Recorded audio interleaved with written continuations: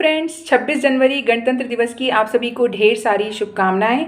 और इस 26 जनवरी की खूबसूरत सी सुबह को हम कुछ जीके की बातें भी कर लेते हैं जो इस दिन से जुड़ी हुई हैं। 26 जनवरी को ही क्यों हम गणतंत्र दिवस मनाते हैं? क्योंकि इस दिन हमारा संविधान पूरी तरह से लागू हो गया था 26 जनवरी 1950 को।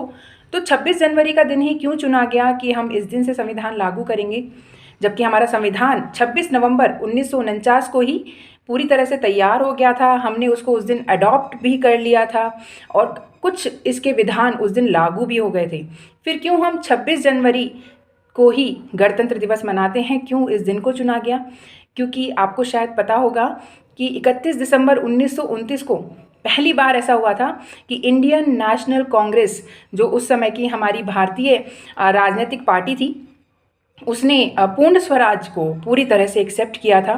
यानी हम भारतीय लोग स्वतंत्रता की ओर अग्रसर हो गए थे और हमें ये लग गया था कि हमें स्वतंत्रता लेनी ही है। और उसके बाद 26 जनवरी 1930 को पहली बार भारतीय झंडा फहराया गया था रावी नदी के तट पर हमारे पूर्व प्रधानमंत्री पंडित जवाहरलाल नेहरू जी के द्वारा।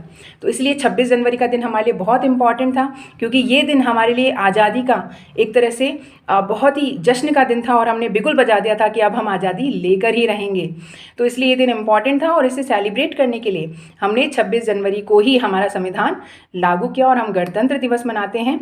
हालांकि जो फ्लैग रावी नदी के तट पर फहराया गया था वो आज के तिरंगे से अलग था, क्योंकि आज का जो तिरंगा है उसे तो बाद में एक्सेप्ट किया गया है। 22 जुलाई 1947 को इसे संविधान सभा कॉन्स्टिट्यूएंट असेंबली के द्वारा एक्सेप्ट किया गया था और बाद में भी इसमें काफ़ी सारे चेंजेस हुए समय समय पर। तो उस समय का झंडा हालांकि अलग था, पर लेकिन झंडा हमारी एकता का, हमारी राष्ट्रीय एकता का, हमारी स्वतंत्रता का प्रतीक था। तो उस दिन जो रावी नदी के तट पर झंडा फहराया गया था वो हमारे लिए बहुत ही एक खूबसूरत पल था और इसी को सेलिब्रेट करते हैं हम आज गणतंत्र दिवस के रूप में। तो समझ गए ना आप सभी को फिर से एक बार गणतंत्र दिवस की ढेर सारी शुभकामनाएं।